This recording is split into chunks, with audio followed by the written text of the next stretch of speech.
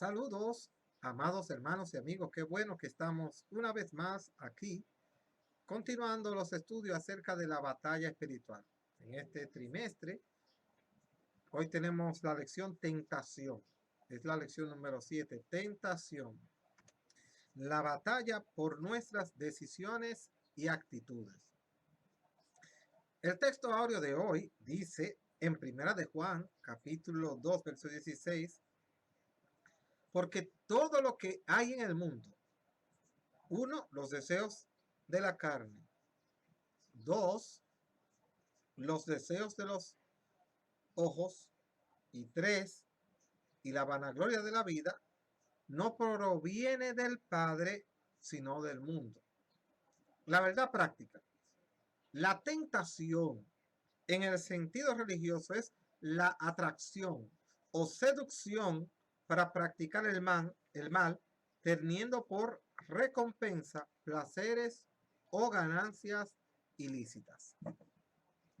La lección de hoy, mis amados hermanos y amigos, está basada en la historia de la tentación que padeció nuestro Señor Jesucristo en el desierto durante 40 días y 40 noches, luego de ya haber sido bautizado y que ya iba a iniciar de manera más formal su ministerio.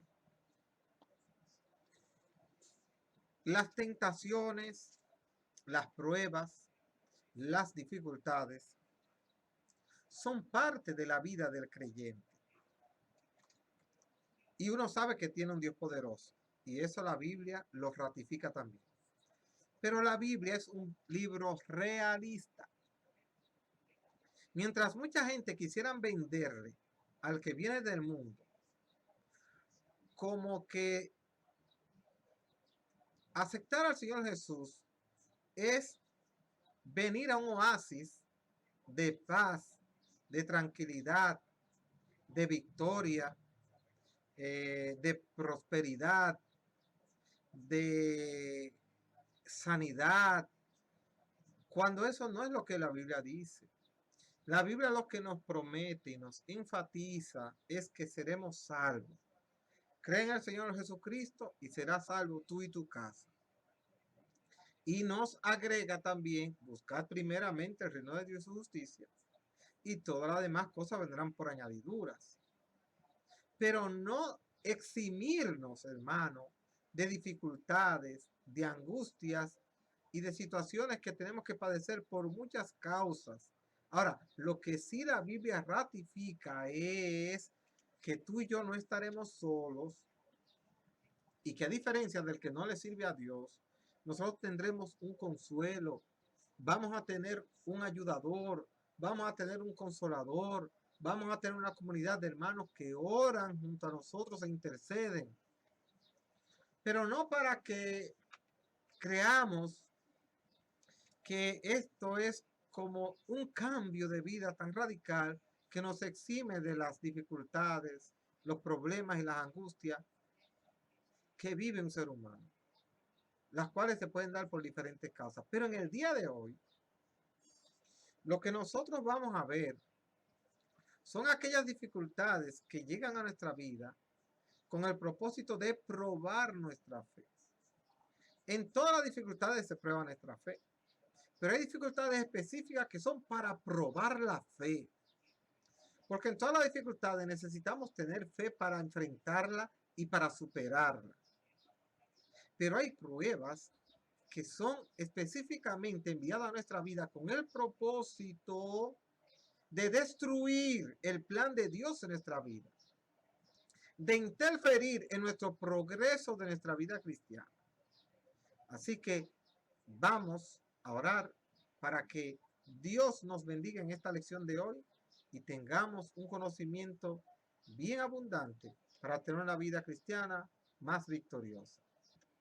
Amantísimo Padre Celestial, en este momento que vamos a estar compartiendo esta lección, edifica grandemente a cada uno de tus hijos. Úsame, Señor, para traerle palabras de vida, aliento y bendición. Gracias, Padre, gracias te damos en el nombre de Jesús. Amén. La palabra tentación, hermano, ¿qué significa? Significa, tanto en el campo religioso como en el campo secular, probarnos, ¿verdad? Eh, Algo que produce en nosotros un deseo de lograr, de realizar, de ver o hacer algo que entendemos no le agrada a Dios ni sus preceptos que Él nos ha establecido, pero que como humanos que somos, en nuestras debilidades, esas cosas nos atraen a nosotros. Entonces vamos a verlo desde el punto de vista religioso y secular. La prueba de Refidim, un acontecimiento sucedido en el libro de Éxodo, cuando los israelitas se vieron en un momento sin agua, en el desierto, con un clima no agradable, sabemos muy agotador, y allí se le quejaron a Moisés y le pelearon y le dijeron que si él lo había traído para que se murieran de sed en el desierto. Parece que la cosa se puso fuerte porque Moisés le dijo, mira Dios, vamos a ver qué hacemos con esta gente, con este pueblo, porque de aquí a un rato, si no hay solución a este problema, me van a caer a pedrada. O sea, se veía que había mucha furia y mucho enojo en los israelitas. Entonces ellos le dijeron, nosotros lo que queremos saber es si Dios es Dios, si Dios es Dios que nos dé agua. Y a Dios no le gustó esa actitud. Y de ahí viene esa historia. Esa palabra, refidim, significa tentación, literalmente probar, prueba, instigación. Instigar es tú provocar a alguien a hacer algo que normalmente no es algo de lo mejor. En este caso, los israelitas estaban provocando a Dios que le respondiera a su petición, pero no por una reacción amorosa, sino como una reacción desafiante. Y eso es lo que molestó a Dios y por lo cual hubo consecuencias en el pueblo de Israel. Pero tomamos esto para que ustedes vean que allí en esa ocasión se usa la palabra tentación. Cosas que también nos pueden ocurrir a nosotros. Queremos de ahí desprender esa palabra y llamó el nombre de aquel lugar Masá y Meriba por las rencillas de los hijos de Israel y porque tentaron a Jehová diciendo, ¿está pues Jehová entre nosotros o no? Éxodo 17:7. El vocablo hebreo Masá significa tentación y el vocablo Meriba quiere decir contienda. Por eso Dios le llamó a aquel lugar, porque él fue tentado y hubo una contienda entre el pueblo de Israel y Dios. Los israelitas estaban probando al mismo Dios. Probando de una manera, si Dios es real, dile que no dé agua, que nosotros que queremos es agua, tenemos sed, nos vamos a morir aquí. Si Él es Dios, que resuelva. Dios está de acuerdo con que usted, en la misma palabra, ¿verdad? Dice en Malaquía, refiriéndose a los diezmos, probadme ahora en eso. Oiga, Dios dice que le pruebe. Pero fíjese cómo Dios quiere que tú lo pruebes con el diezmo. Que tú deposites tu diezmo en un acto de fe y le permitas a Dios, por ese acto de fe, entonces Él bendecirte.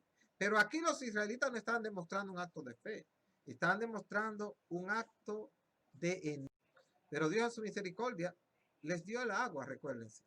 Pero los castigó por haber desafiado a Dios. Sin embargo, ellos estaban tentando a Dios. O sea, provocando a Dios a que reaccionara de una manera quizás no adecuada por esa actitud de ellos, pero Dios es fiel. Y con eso nos demuestran a ti y a mí el carácter que debemos nosotros tenernos. Quizás a veces una persona viene y nos ofende sin razón, nos desafía, nos reta. Y quizás el deseo de uno teniendo el poder, porque Dios tenía el poder de fulminarlos a ellos. Sin embargo, Dios, en su misericordia, actuó de la manera más correcta por amor a ellos, porque realmente tenían la necesidad del agua. La experiencia que se tiene allí, hermano, nos hace también entender a nosotros que a Dios nadie debe tentarlo de esa manera. Podemos provocar a Dios de otras maneras que Él nos ha enseñado en su palabra, pero no de una manera de desafiarlo. Estamos en una época donde la gente cree que tiene derecho a cualquier cosa y que todo es válido y que cualquier cosa que nos ocurra, bueno, pues eso funciona. Pero en la Biblia no es así. En el plan de Dios las cosas no son así. Tercero, esto fue como una prueba. Esto es muy común en el Antiguo Testamento, hermano. En diferentes ocasiones, Dios permite y prueba a sus hombres que le sirven. ¿Qué hizo Dios con Abraham? Dice la palabra de Dios. Y aconteció después de estas cosas que probó Dios a Abraham. ¿Cómo lo probó? ¿Qué le pidió Dios a Abraham? Nosotros sabemos que Dios le pidió algo muy fuerte a Abraham, que fue su hijo. ¿Por qué Dios lo hizo, hermano? Porque tenía que dar la calidad de creyente que era Abraham. El hebreo que se usa aquí para probar, el cual también se utiliza en Job capítulo 6, verso 6, cuando Dios prueba a Job, es Nisa, que tiene el sentido de experimentar, probar, investigar, o sea, hacer pruebas para investigar si se obtienen determinados resultados. De hecho, es la palabra que actualmente la comunidad científica de Israel utiliza para realizar pruebas y ensayos sobre diferentes áreas en las cuales ellos incursionan en la actualidad. Es la misma palabra que Dios usó en aquella época. ¿Qué significa? Que esta prueba lo que buscaba era Dios conocer el resultado final que él había ya preconcebido de sus siervos, tanto Abraham como de Job. Dios conocía a esos siervos y sabía lo que ellos podían hacer. Dios no estaba poniendo esa prueba para que ellos fracasaran. Dios estaba poniéndole esa prueba para poder confirmar la calidad de siervos y siervas que eran esos hombres y esas mujeres a quienes Dios les permitió que les acontecieran ese tipo de situaciones que hoy no vamos a dar detalle que ustedes posiblemente conocen. Y si no la conocen, pueden muy bien ir al libro de Job y leer esa historia. Y también el libro de Génesis. Pueden allí por los versículos que rodean el capítulo 21, 22, 23, leer esa historia de Abraham. ¿Qué quiere decir esto, hermano? Que Dios sí nos prueba a nosotros, pero Dios no nos prueba para que fracasemos. Dios nos prueba para confirmar, permitir que mediante esa prueba sea confirmado lo que Él ya ha entendido que usted y yo somos por el propio testimonio que usted y yo les hemos dado a Dios. Con esto tenemos claro que las pruebas y las tentaciones pueden venir, de hecho, de nuestra propia naturaleza, pero también pueden ser provocadas por situaciones que Dios permite. También son provocadas, recuérdense, porque tenemos un enemigo, un adversario. Tenemos a Satanás, un ángel caído, que es destronado de los privilegios celestiales, es lanzado con una gran cantidad de ángeles fuera del cielo, el cual no tiene, hermano, posibilidad de ser salvo y por lo tanto se ha convertido desde esa ocasión hasta el tiempo presente y hasta el tiempo final en un enemigo acérrimo de la creación de Dios. Vamos a analizar ahora la tentación de Jesús, que es donde está la lectura de la clase bíblica de hoy. Observen, hermano, la tentación de Jesús ocurre en el desierto. Es el primer acontecimiento registrado de su historia después del bautismo por Juan el Bautista. en el río Jordán. Jesucristo dice que fue llevado al desierto. El desierto primero era un lugar común. Eso para usted y para mí que vivimos en el trópico es un lugar extraño, pero eso era lo común. ¿Entiendes? Eso era como una gente del campo que dijera y se fue para el conuco. Ellos vivían andando en el desierto, ese es su hábitat.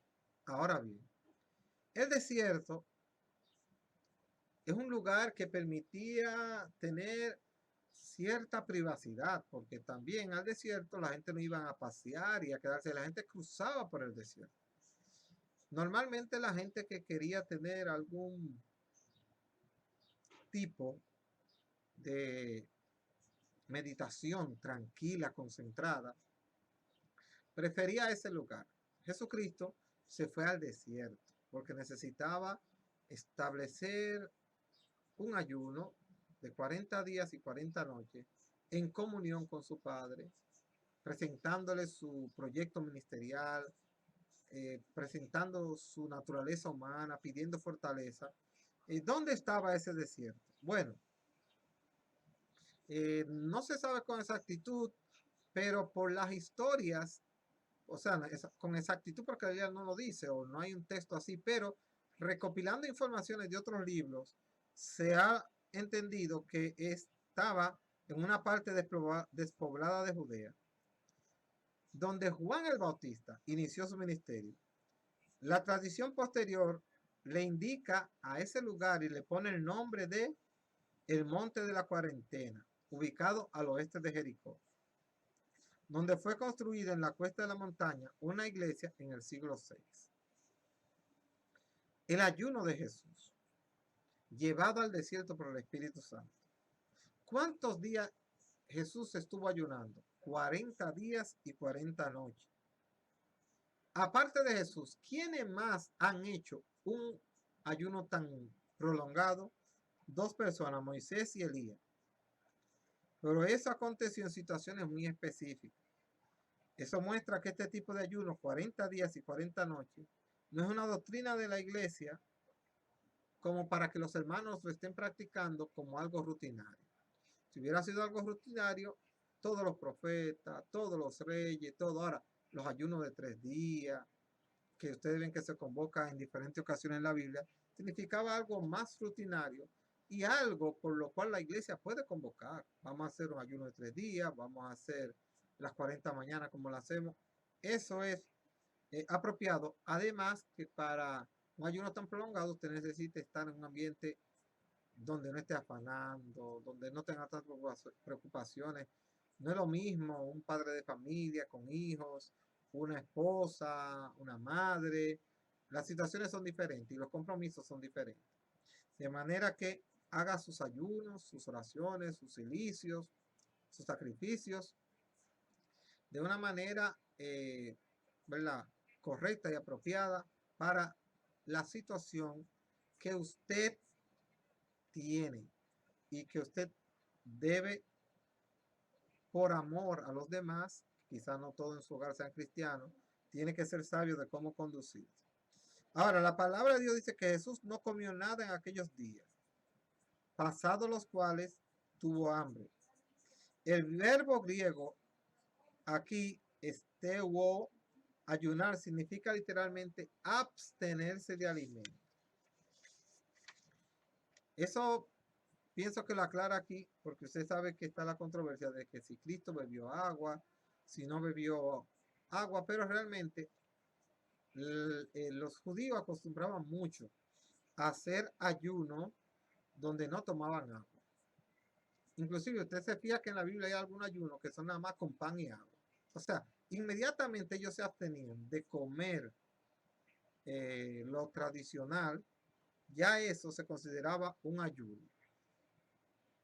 Ya eso yo lo consideraba un ayuno. Ahora, ¿cómo acontece la tentación de Jesús? Está claro, según el relato bíblico, que Satanás se apareció visiblemente a conversar con Jesús.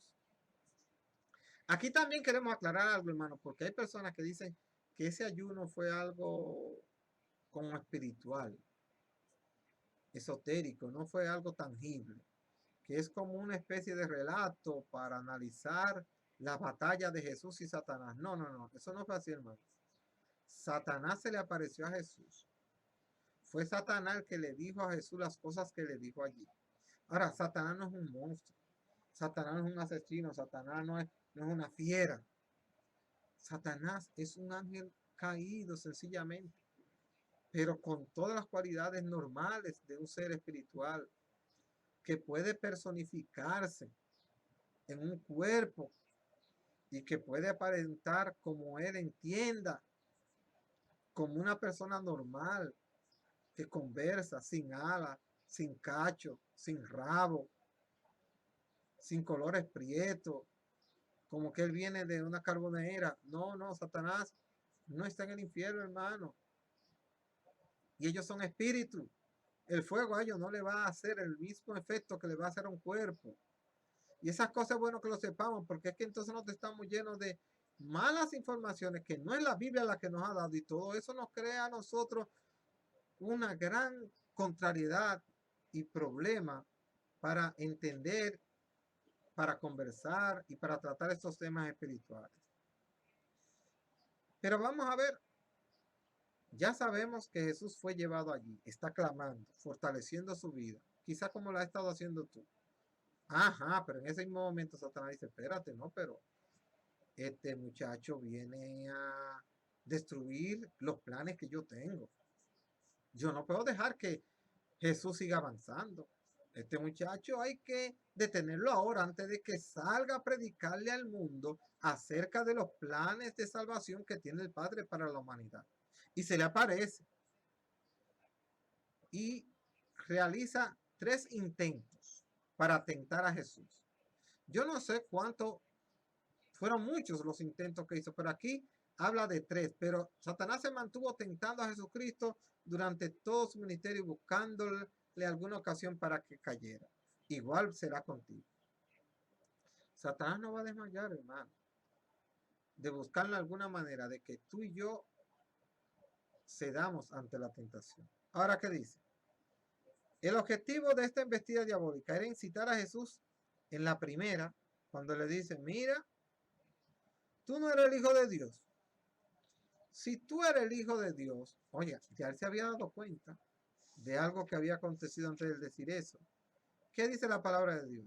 En el verso 2 de Mateo 4. Y después de haber ayunado 40 días, 40 noches, tuvo hambre. Satanás dijo, ahí tiene hambre el hombre. Y vino el tentador y le dijo, si eres hijo de Dios, di que estas piedras se conviertan en pan. Primero, ¿qué es lo que Satanás está intentando hacer con esto? Jesús tenía hambre, pero Jesús ya iba a regresar a su familia, donde iba a encontrar alimento. Pero Satanás, oiga lo que le dice, si tú eres el Hijo de Dios, se parece a los israelitas, como iniciamos nosotros la historia. Si Dios es el Todopoderoso que nos dé agua, dice Satanás, si tú eres el Hijo de Dios y tú tienes hambre, resuelve ese problema, dile a esas piedras que se conviertan en pan. Satanás primero sabía que Cristo tenía el poder de hacer eso. Él no le está pidiendo a Jesús algo que él no puede hacer. Le está pidiendo que haga algo que él puede hacer. Le dice, pero si tú tienes hambre, porque si tú tienes hambre y tienes el poder de hacer algo, ¿por qué tú no lo haces con el poder? Mira, hermano, ¿cuál es el problema? Es que el poder de Dios no puede ser usado para satisfacer nuestras necesidades personales cuando hay otros medios de satisfacer esa necesidad. Cristo no tenía la obligación de tener que convertir una piedra en pan cuando en su casa, en su hogar, donde su familia iba a encontrar que comer. Pero Satanás lo que quería era que Jesús le diera un uso para beneficio personal, cuando el poder que Dios nos ha dado, los ministerios que Dios nos ha dado, es para que nosotros lo usemos para bendición, para administración, para servir a aquellos que no pueden accesar a esos beneficios de Dios, sino a través de la administración nuestra a favor de la vida de ellos. Inmediatamente cuando Satanás incita a Jesús Satanás puede que te esté incitando a algo que parece bueno, pero tú tienes que pensar, eso que yo estoy sintiendo hacer, yo lo estoy haciendo para beneficiar a otros. Con eso yo voy a ayudar a otra persona. ¿Hay una otra manera de yo lograr eso? Entonces Jesús se sintió mal cuando Satanás le dijo, si eres el Hijo de Dios, di que estas piedras se conviertan en panes. De la misma manera que Eva, este pecado consistía en satisfacer el apetito físico con algo que le había sido prohibido a Eva. Ahora, Jesús le había sido prohibido comer pan. No, no, no. A Jesús no se le había prohibido comer pan, pero no usar su poder para satisfacer una necesidad tan sencilla como comer pan cuando él tenía pan en su casa. Segunda estrategia de Satanás. El objetivo de Satanás en esta segunda estrategia es inducir al Señor Jesús a tentar al Padre y persuadirlo a un acto de vanidad. Oiga, atentar a Dios el Padre. Oiga lo que le dice. Entonces el diablo se llevó a la santa ciudad y le puso sobre el pináculo del templo y dijo, si eres hijo de Dios, échate abajo ahora. Échate abajo, perdón, porque escrito está, a sus ángeles mandará cerca de ti y en tus manos te sostendrán para que no tropieces con tu pie en piedra. Oiga lo que él le está diciendo. Jesús, mira, según la palabra de Dios, imagínate que Satanás te está diciendo eso a ti. Según la palabra de Dios, Dios va a mandar ángeles que te van a rodear a ti, que te van a cuidar. Así que como Dios va a mandar ángeles que te van a cuidar, mira, métete en esa pandilla que está ahí y desafíalo. Porque Dios ha prometido respaldar. La palabra de Dios dice que Dios respalda al que Él manda. Como Dios fue que te mandó, mira, ve y dile muchísimas cosas a todos esos tigres que están ahí. O sea, esa no es la manera. Cristo no podía venir a desafiar al Padre. Ah, no, no es verdad. Me voy a tirar porque Él va a mandar los ángeles. No. Es que Dios sí dice que va a mandar a los ángeles, pero es cuando haya una necesidad, una situación que no fue provocada por ti. Una situación que vino de otro lugar y Dios dice en ese momento, no, espérate, yo no puedo abandonar a mi hijo. Pero no es que tú mismo estás provocando la situación. Satanás quería que Jesucristo, él mismo, se autoprovocara una situación para que obligara a que la promesa de Dios se cumpliera en su vida. Nosotros no podemos hacer eso. Nosotros mismos buscar una desgracia para cuando estemos con esa desgracia, entonces pedirle a Dios que nos respalde por su palabra, cuando Él sí nos ha prometido eso, pero no bajo esas condiciones. Satanás lo que quería que Jesucristo desafiara a Dios como habían hecho los israelitas allá en Refidim. Entonces, amados hermanos, Jesucristo tampoco se dio a esa tentación. A la primera, Jesucristo fue enfático y le dijo, no solo de pan vivirá el hombre, sino de toda palabra que sale de la boca de Dios. En la segunda ocasión Jesús le dijo, escrito está también, no tentarás al Señor tu Dios. Mire, porque si usted agarra la Biblia de un solo lado, usted va a quedarse convencido de que hay que hacer muchas cosas que no se debe hacer. Satanás es experto en eso, hermano. Hoy en día hay más religiones y gente sacando predicaciones por aquí, predicaciones por allá, que esto es lo que dice la Biblia. No, la Biblia hay que estudiarla. Y gracias a Dios que usted y yo estamos aquí compartiendo este estudio. ¿Para qué? Para sacar realmente el consejo bíblico. No podemos con tomar un texto ya de ahí, sacar una doctrina cuando no hemos leído los demás textos que acompañan ese tipo de enseñanza y comprender mejor todo el contexto bíblico. Otra área, la tercera tentación. Este último ataque consistía en inducir a Jesús a apoderarse del dominio del mundo por medios ilícitos. ¿Qué le dice Satanás a Jesús? Oiga lo que le dice.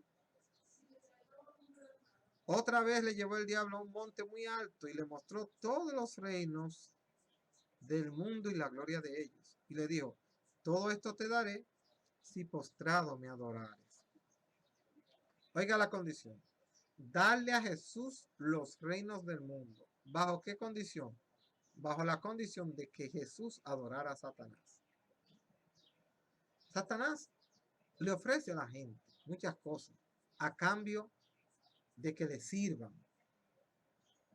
Satanás sabía que Jesús quería conquistar el mundo, pero el mundo que Jesús quería conquistar no era el mundo y sus riquezas, la gente por la gente, la parte económica, no era eso lo que Cristo quería conquistar del mundo. Él quería salvar las vidas, pero para él salvar la vida no era adorando a Satanás, era haciendo que la gente lo adorara a él, que la gente se entregara a él, que la gente comprendiera su estado pecaminoso y se volviera a Dios. Satanás quería darle la forma más fácil. Mira, adórame, yo te resuelvo. Toda esa gente son tuyas, pero ¿con qué cambio? ¿Con qué cambio de corazón? Satanás le estaba ofreciendo un engaño a Cristo. Y es verdad que él es el Dios de este siglo. Y es verdad que él controla mucha humanidad por su maldad. Pero él no podía ofrecerle a Cristo el mundo. Y mucho menos bajo la condición de que Cristo lo adorara o se postrara ante él. Por eso entonces Cristo le responde, vete Satanás, porque escrito está, al Señor tu Dios adorará y a él solo servirás. Hermanos, el ataque diabólico fue en las áreas más sensibles del ser humano. La Biblia dice que somos tentados con los deseos de la carne, los deseos de los ojos y la vanagloria de la vida. Jesucristo fue tentado con los deseos de la carne, cuando él le dijo, pero convierte las piedras en pan. Fue tentado con los deseos de los ojos, cuando él le enseñó el mundo y los tesoros, y le dijo, pero mira, todo eso va a ser a ti. Y con la vanagloria de la vida, cuando le dijo, pero mira, tú eres el hijo de Dios, tú eres el siervo de Dios, tú eres el ungido, el escogido de Dios. Lo ensalzó, mire, lo puso, que le dijo, cualquiera dice, no, pero es verdad, yo soy el hijo de Dios, yo puedo hacer lo que sea y Dios tiene que resolverme, tírate de aquí, que cuando tú vayas cayendo, oye, los ángeles, Dios va, tú te imaginas que la gente vea que los ángeles te agarren y te levanten. Tenemos que tener cuidado de todo eso, hermano, porque Satanás es astuto y sabe cómo tentar. Ahora, ¿por qué esta clase en la batalla espiritual, hermano? Porque las tentaciones y las pruebas son una realidad. Y van a venir a nuestras vidas. Y debemos enfrentarla de manera apropiada para salir victoriosos, para salir fortalecidos, para salir más renovados, más cristianos, más cerca de Dios. Satanás no va a desmayar. Nuestra propia carne nos tienta, nos seduce. Satanás nos presenta opciones que atraen nuestra naturaleza y que salen y que cuando estamos más tranquilos vienen esos deseos pecaminosos de cosas que a Dios no le agrada, de situaciones que sabemos que si las llegamos a ejecutar vamos a pecar. Por eso debemos orar, mantenernos alertas y vigilantes. Tenemos una batalla espiritual. Tenemos batalla espiritual con los seres espirituales que se fueron expulsados del cielo. Tenemos batalla espiritual con nuestra mente. Tenemos batalla espiritual con nuestra naturaleza humana. Pero ¿saben qué? Podemos ser cristianos victoriosos. Usted puede ser un cristiano victorioso. Delante de los hechos que aquí hemos analizado, hermanos, y expuesto, tenemos que aprender a no subestimar a los ardides de Satanás y sus demonios. Eso es una realidad y no podemos descuidarlo, hermano. Pues él se atrevió a tentar al propio de Dios. Adán fue probado y no pasó la prueba. Eva fue probada y no pasó la prueba. No todo el que ha sido probado ha pasado la prueba. Esaú fue probado y no pasó la prueba. De la misma forma, Israel fue probado pronto en el umbral de su historia como nación y no pasó la prueba. Mas Jesús fue probado y pasó la prueba. Y gloria a Dios nos la dejó escrita para que tú y yo también entendamos que podemos ser victoriosos. No ignoremos las tentaciones, no ignoremos la prueba, no le temamos tampoco, no es que para que andemos con miedo, es para que entendamos que es una realidad que tenemos que enfrentar, que tenemos que escudriñar en la palabra de Dios, las estrategias, los métodos, la forma de enfrentarla, la búsqueda espiritual que debemos tener para ganarlas. Y le aseguro que usted y yo tendremos una vida victoriosa, una vida triunfante. Así que Dios me le bendiga y Dios me le guarde. Sigan clamando por nosotros, su hermano, amigo y siervo, Adiel Tavera Sangomás. Nos congregamos en la iglesia, en la casa de restauración espiritual, fe y liberación, que pastorea Miqueas Tavera y Rosa Marta de Taveras. Allí le esperamos.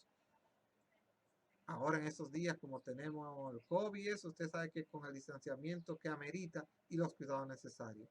Pero seguimos aquí, a través del WhatsApp, a través del Facebook, a través de los cultos evangelísticos que damos en la congregación y mantengámonos unidos, clamando los unos por los otros. Dios te bendiga, Dios te guarde y nos vemos en la próxima lección que tendremos para la semana siguiente.